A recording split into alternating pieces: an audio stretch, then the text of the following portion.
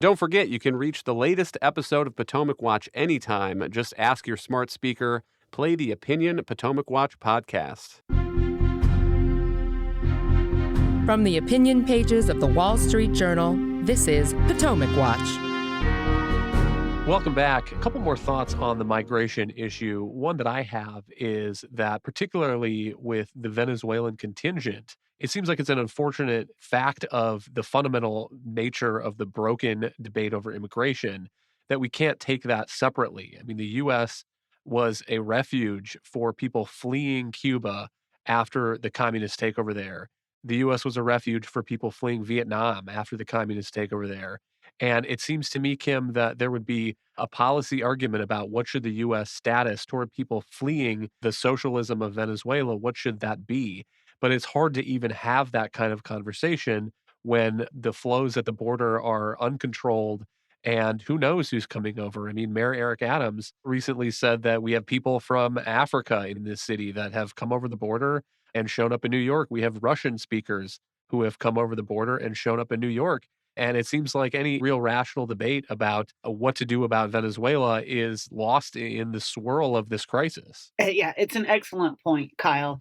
And that same thing can be said for any kind of rational discussion about any element of immigration policy. It's quite stunning to me the degree to which the Biden administration has made the Republican caucus come together over immigration, because for a long time, the GOP was having an internal fight with itself over how to balance those in the party that wanted more of a focus on enforcement versus those in the party that wanted to have a big, sprawling discussion about reforming the immigration process overall, talking about things like getting rid of chain migration or looking at the ways that we issue H-1B visas, or, as you note, a big discussion about in what instances is the United States going to make a special provision for certain countries that have been subject to a radical and problematic political change.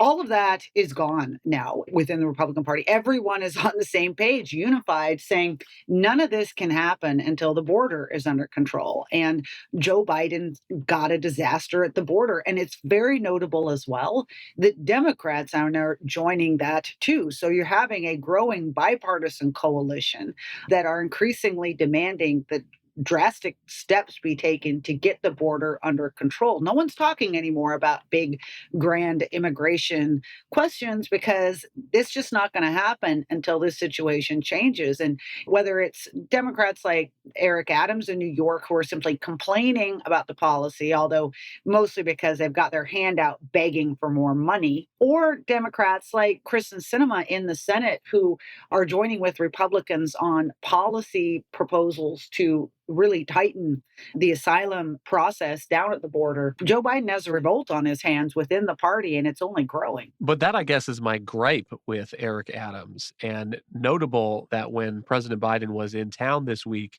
for the United Nations General Assembly, he did not meet with the mayor. And the mayor was asked about that on Tuesday and said, "We release a public schedule. I'm very public. Everybody knows where I am." And so obviously a wedge in between the relationship of Mayor Eric Adams and President Biden.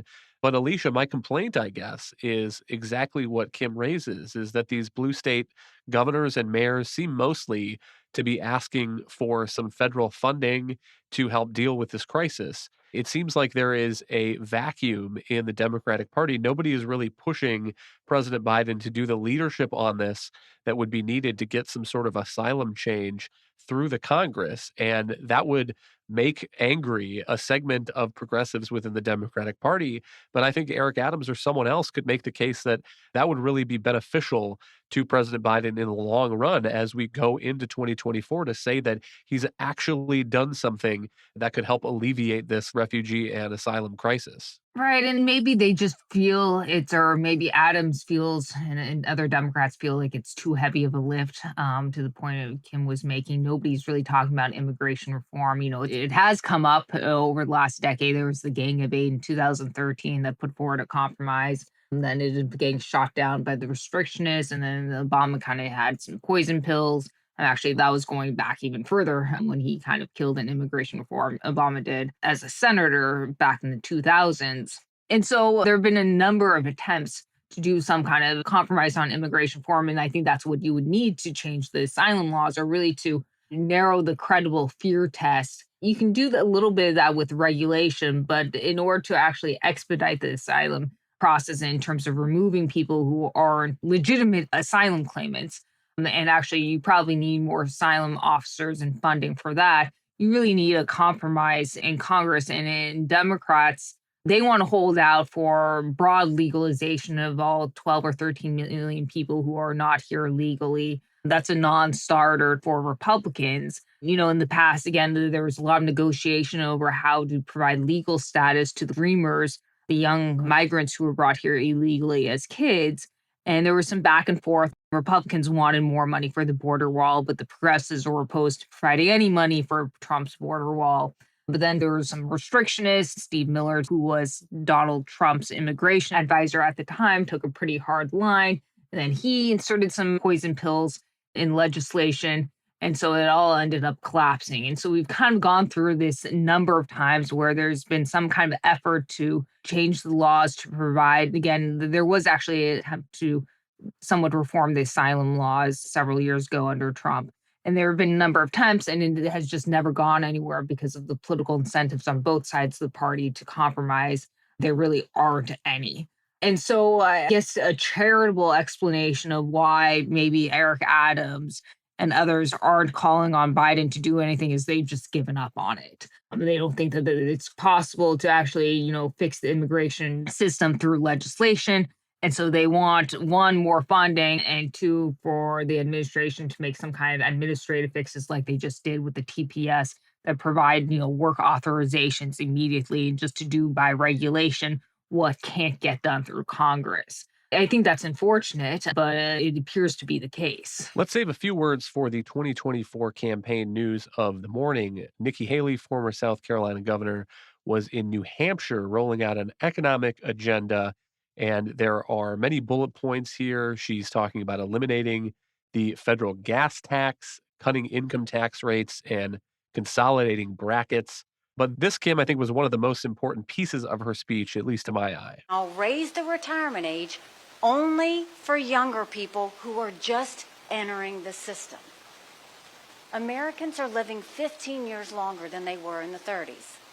If we don't get out of this 20th century mindset, Social Security and Medicare won't survive the first half of the 21st century. I recognize that Social Security and Medicare are the last thing the political class wants to talk about. Well, I just did it. Any candidate who refuses to address them should be disqualified. They'll take your vote and they'll leave you broke. If we do nothing, Social Security will be bankrupt in 10 years. Medicare will be bankrupt in 8. We need leaders who are going to fight for you, not themselves. Kim, what did you make of the governor's speech? I loved it. I have to be honest. And not just that piece, although that piece, as you note, is extremely important. We're witnessing this spending fight going on in Washington at the moment. And in some ways, when you think about it, it's absolutely ludicrous because we're having a beat down circular firing squad over what essentially amounts to about an 8% cut in non-defense discretionary spending, which is a little tiny cheese crumb compared to what really are the big drivers of debt, which is these entitlement programs like Social Security and Medicare. And Nikki Haley's absolutely right. She said something truthful in the first debate that Democrats and Republicans are both to blame for out of control spending.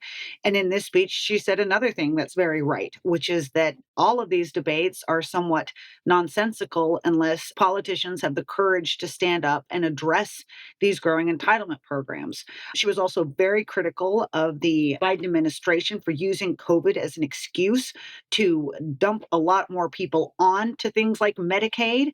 Nearly a third of the country is currently enrolled in Medicaid, and making it harder for states to remove them again. other parts of her speech, which again, she had a lot more to say on spending, the way that Congress goes about things. She said she would veto any bill that doesn't get us to pre COVID levels of spending. She talked about corporate welfare and how she was going to roll back that. She talked about more income taxes, fewer brackets, and simplification for many taxpayers. She talked about making the 2017 business tax relief provisions permanent. Talked about getting rid of that 500 billion in green energy subsidies, and generally how she would get to a balanced budget and try to impose a lot more oversight on congressional spending, but also the bureaucratic workings within Washington that lead to spending as well too. I thought it was a very well thought out speech, very Reagan-esque in a way, because her fundamental point was government is not the answer to things, that freedom has always been the basis of America's economic ingenuity and innovation and well-being. We've got to return to more of that. Alicia, we'll give you the last word. This policy agenda, I think, is kind of a grab bag, as often they are. And not all of it, I think, can even get passed. One of the points that she has in her agenda plan here is enacting term limits. That would require a constitutional amendment, at least at the federal level. But I do think that she's playing an interesting role in this campaign so far. I would point to another thing that I think was true, but maybe not popular, that she said in that first debate, which is that she considers herself pro-life, but none of the proposals that are being debated at the federal level are going to pass because Republicans don't have 60 Senate votes to overcome a filibuster. And by the way, that also means that Democrats can't codify Roe v. Wade at the federal level because they don't have 60 votes to break a filibuster either. And I think this point on Social Security and entitlements may be her opportunity at the second debate to show again that she's a candidate who will treat the voters like adults and tell them the truth, even if it is not necessarily what all the voters want to hear. Right. The devil's in the details, and there really aren't many details out there, but I give her credit for actually acknowledging that something needs to be done on Medicare and Social Security, and you don't need to necessarily, or you don't need to reduce benefits for current retirees or anyone who's even close to retirement. There are other ways to do it. She didn't actually put out any details about that, and maybe one reason is, if you recall, how Paul Ryan got smacked around by Democrats for putting out his roadmap to prosperity, which included a number of reforms to Medicare, creating it more like a voucher program. And again, that wouldn't have been for current retirees. It would have been for people who hadn't yet retired. And so there is a risk when you actually specify and put out details that you're opening yourself up to political attack. And I also would give her credit for pitching things that might have a chance of, Republicans could get done if they manage to keep control of the House and take control of the Senate. The latter looks more questionable, but the Republicans could have control of spending. Some of the candidates have thrown out Ramaswamy, for example, well, let's abolish the Department of Education, FBI. That's never going to happen. And the latter, it's not even necessarily would be a wise decision to do that. But if Republicans manage to keep things together, and again, if they take control of the Senate, you really could hold spending down. Republicans actually, struggled a little bit to do this during the Trump years. So it would take an act of discipline from the president, Nikki Haley. Trump really was a poor guy and a big spender, and he liked low interest rates, partly for that reason, because it made it very cheap to finance the national debt. One contribution that Nikki Haley is making is that the Republicans need to go back to a much more parsimonious form of government that was really lost during the Bush years, actually, to be honest. Thank you, Alicia and Kim. Thank you all for listening. You can email us at pwpodcast@wsj.com. If you like the show, please hit that subscribe button, and we'll be back next week with another edition of Potomac Watch.